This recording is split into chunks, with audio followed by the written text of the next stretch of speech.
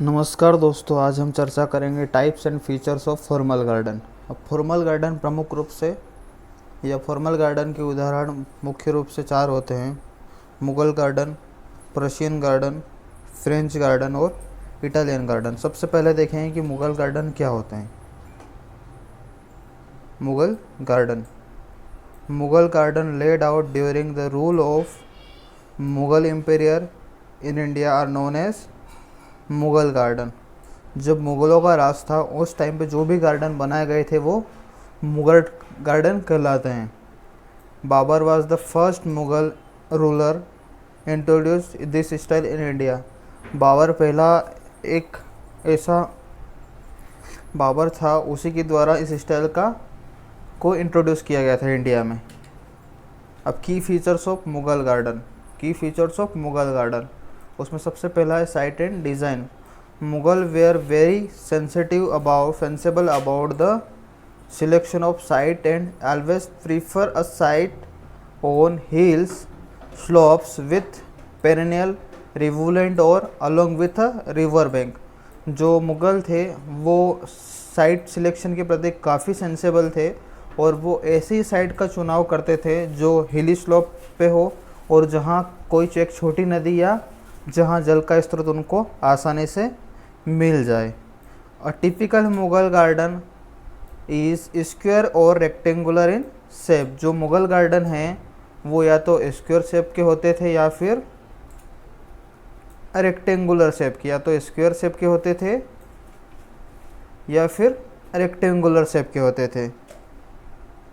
It is not merely a garden but serve the purpose of fort, resident and place of recreation।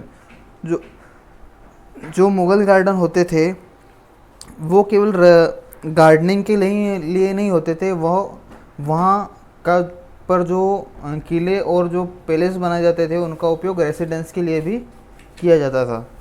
Next की feature है wall and gate. The Mughal create the garden not only for pleasure and recreation but also a fort and residence surrounded by high wall। जो garden बनाए जाते थे और उसके आसपास जो पैलेस बनाया जाता था उसको चारों ओर से एक ऊंची दीवार से घेरा जाता था और वहाँ पर एक गेट लगाया जाता था, imposing a wooden gate and the entries which was studded with bold iron nail pointed iron spike। एक तो ऊंची दीवारें होती थी और फिर क्या एक लकड़ी का बड़ा सा गेट होता था और उस गेट पर क्या है कि जो लोहे की रॉड की नुकीले कीलें लगाई जाती थी। A purpose of the high walls and for security for enemies और शेल्टर अगेंस्ट माइट। जो गेट और जो दीवारें हैं उनका जो मुख्य उद्देश्य क्या था कि एक तो जो शत्रुओं से बचा जा सके आसानी से और जो प्राकृतिक आपदाएं जैसे गर्म हवाएं उनसे भी आसानी से बचा जा सके। नेक्स्ट आता है टेरेस। अब टेरेस क्या होता है? Terrace are component to maintain the proportion of land for extend view irrespective of topography of area 7, 8 और 12 टेरेस। जो एरिया है टोटल एरिया उसको 7, 8 या 12 टेरेस में बांट दिया था। टेरेस मतलब सीढ़ीनुमा स्ट्रक्चर जैसे 1, 2, 3, 4, 5, 6, 7 इस प्रकार से जो पूरा एरिया है उसको 7, 8 या 12 टेरेस में बांट देता था। जो 7 टेरेस में अगर बांटे गए तो वो 7 प्लेनेट के सिंबल है। 8 टेरेस मतलब वो 8 स्वर्ग के और जो 12 टेरेस है वो 12 ग्रहों के साइन कहलाते थे। The entrance is located at the lowest terrace. जो गार्डन का एंट्रेंस गेट होता था जो वो सबसे नीचे वाले टेरेस पर होता था। टेरेस मतलब वही सीढ़ीनुमा स्ट्रक्चर। जब किसी गार्डन को सीढ़ीनुमा स्ट्रक्चर में बांट दिया जाता था। क्योंकि हिली एरिया था तो उसको आसानी से सीढ़ीनुमा स्ट्रक्चर में बांटा जा सकता था। नेक्स्ट की फीचर है रनिंग वाटर। रनिंग वाटर और नहर्स। The water canals were paved with tiles और marble of blue colour to create the illusion of depth. जो नहर्स बनाई जाती थी उनके अंदर जो टाइल्स लगाए जाते थे या मार्बल लगाया जाता था उसको स्पेशली ब्लू कलर का लगाया जाता था। वो इसलिए लगाया जाता था ताकि जो नहर है वो ऐसा लगे कि वो अधिक गहरी, ऐसा भ्रम लगे कि नहर जो है अधिक गहरी है। The water canals use to have fountain to throw up water in high in air. वहाँ पर फाउंटेन और फव्वारे भी यूज़ किए जाते हैं जो पानी को ऊंचे उछाल सके, और रात के टाइम उन फव्वारों में कलरफुल रिफ्लेक्शन हो सके उसके लिए लैंप का भी यूज़ किया जाता था। In the evening small lamps use to light up to create a beautiful reflection. Next की फीचर है बारदारी। नेक्स्ट की फीचर है baradari. It is a canopied building with 12 open doors in 3 in each direction.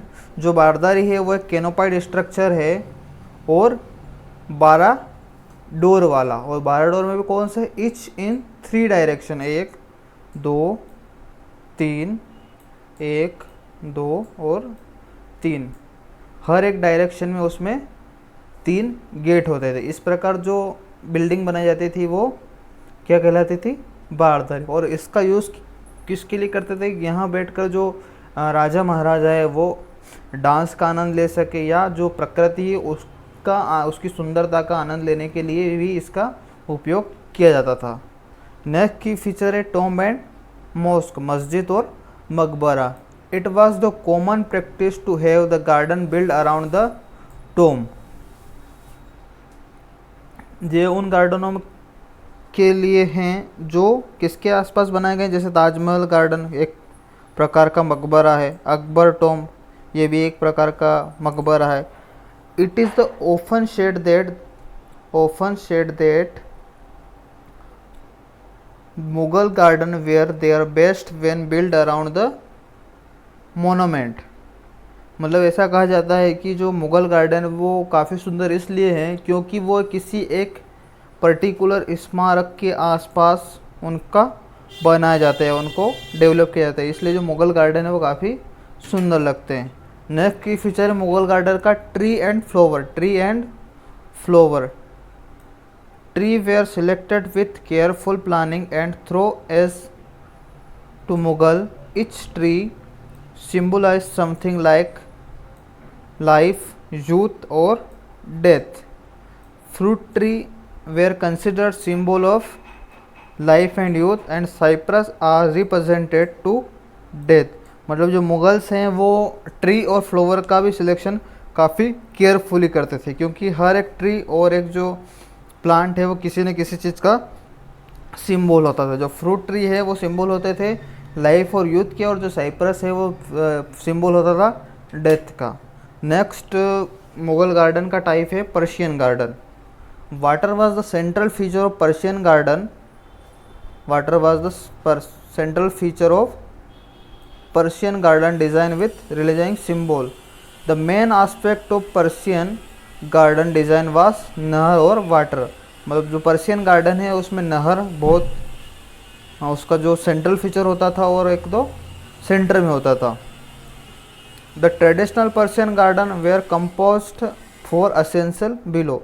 जो traditional Persian garden होते थे उसमें कुछ features होते थे जैसे कि वाटर का यूज़ किया जाता था इरिगेशन के लिए और डिस्प्ले साउंड के लिए। सेड ट्री का यूज़ किया जाता था शेल्टर के लिए, और फ्लावर का यूज़ किया जाता था फ्रेगनेंट और कलर के लिए। उसी प्रकार म्यूज़िक का यूज़ किया जाता था कानों को शांति प्रदान करने के लिए। नेक्स्ट जो फॉर्मल गार्डन का टाइप है वो है French garden. The French garden is style of garden based on symmetry, the principle imposing their nature। और दूसरा क्या है कि सिमेट्रिक के साथ साथ वो काफ़ी प्राकृतिक लगना चाहिए। कैसा लगना चाहिए? प्राकृतिक। Due to effort of Le Notre who serve in the royal garden of Louis during 14 और 15 century from 1643 to 17 art of garden design by elevated at higher. मतलब 16वीं और 17वीं शताब्दी के दौरान लिनोट्रे द्वारा जो गार्डन बनाया गया था वो काफ़ी फेमस हुआ। It was Le Notre who showed the world the impact in impressive of scale and garden design. जो लिनोट्रे ने जो डिज़ाइन बनाया था वो काफ़ी उस दौरान काफ़ी लोकप्रिय है। His main creation the garden of Versailles have avenue which are the memorable for their length. जो वर्सेलिस गार्डन बनाया था लिनोट्रे ने वो काफ़ी फेमस हुआ उस दौर में, 17वीं शताब्दी के दौर में। नेक्स्ट गार्डन स्टाइल है Italian garden. Italian garden, the Italian garden style come into extend the time of Russian. जो इटालियन गार्डन है वो जो रशियंस थे उनके टाइम पे इस शैली का उपयोग किया जाता है। There is a striking similarity between Mughal garden and Persian garden. जो इटालियन गार्डन है वो मुगल गार्डन और पर्शियन गार्डन का मिला जुला रूप था। The Italian elite conveys their garden just extension of lavish place, मतलब एक बड़ा सा महल और a glamorous outdoor hall for entertainment. Glamorous outdoor hall for entertainment and they're showing their wealth as well as status. जो किसको दर्शाता था कि उनकी वो काफ़ी अमीर है और उनके पास एक बड़ा सा गार्डन है, और उनके स्टेटस को दर्शाने के लिए वो एक बड़ा सा हॉल और एक बड़ा महल नुमा गार्डन बनाते थे उनके स्टेटस को शो करने के लिए। Thank you.